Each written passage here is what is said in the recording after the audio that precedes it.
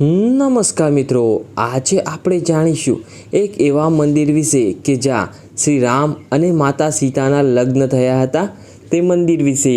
તો જો મિત્રો તમે તે પહેલાં મારી ચેનલને સબસ્ક્રાઈબ ના કરી હોય તો પ્લીઝ મિત્રો મારી ચેનલને સબસ્ક્રાઈબ કરી લેજો।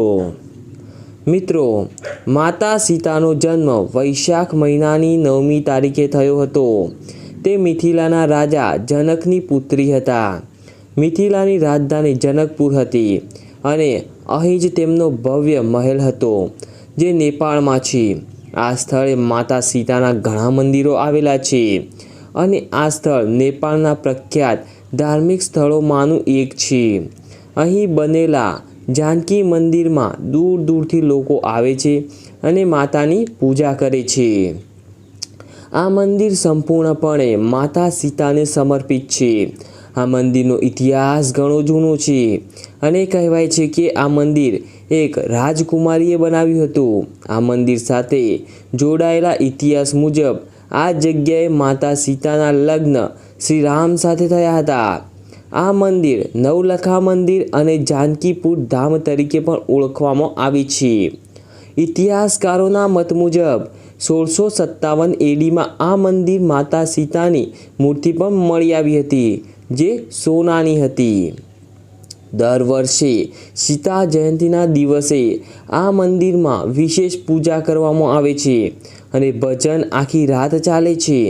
જાનકી મંદિર નેપાળના કાઠમંડુ શહેરથી લગભગ 400 કિલોમીટરના અંતરે આવેલું છે। રામાયણમાં પણ જાનકી મંદિરનો ઉલ્લેખ જોવા મળે છે।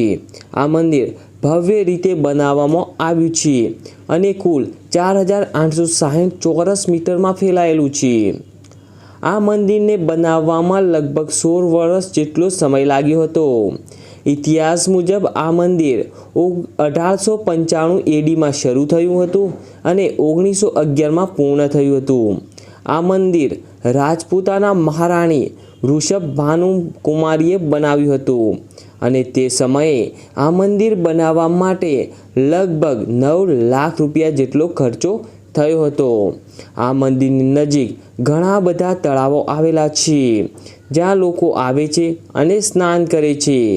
સ્થાનિક લોકો અનુસાર મંદિરની આસપાસ 115 તળાવ આવેલા છે જેમાંથી ગંગા સાગર, પરશુરામ સાગર અને ધનુષ સાગર સૌથી પ્રખ્યાત છે। કહેવાય છે કે ભગવાન રામે અહીં માતા સીતા સાથે લગ્ન કર્યા હતા અને ભગવાન શિવનું ધનુષ્ય તોડ્યું। અહીં હાજર પથ્થરોના ટુકડાઓ ધનુષ્યના અવશેષો માનવામાં આવે છે। સીતા જયંતી નિમિત્તે હજારો ભક્તો અહીં આવે છે। એવું કહેવામાં આવે છે કે માતા સીતાએ આ મંડપમાં રામજી સાથે પરિક્રમા કરી હતી। એવું માનવામાં આવે છે કે આ મંડપની મુલાકાત લેવાથી સુહાગનું આયુષ્ય લંબાય છે। આ જ કારણ છે કે લગ્ન પછી પરણિત મહિલાઓ અહીં આવે છે અને અહીંથી સિંદૂર લે છે। આ મંદિરમાં 1967થી એટલે કે 54 વર્ષથી ભગવાન રામ અને માતા સીતાનું જપ અને અખંડ કીર્તન સતત ચાલી રહ્યું છે।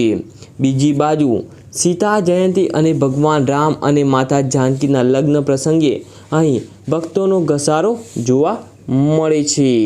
તો મિત્રો, આજે આપણે જાણ્યું એક એવા મંદિર વિશે કે જ્યાં ભગવાન શ્રી રામ અને માતા સીતાના લગ્ન થયા હતા તે મંદિર વિશે। તો જો મિત્રો તમને આ મારી જાણકારી સારી લાગી હોય તો પ્લીઝ મિત્રો મારા વિડીયોને શેર કરજો, લાઈક કરજો, કોમેન્ટ કરજો અને આવા નવા વિડીયો જોવા માટે અમારી ચેનલને સબસ્ક્રાઈબ કરી લેજો।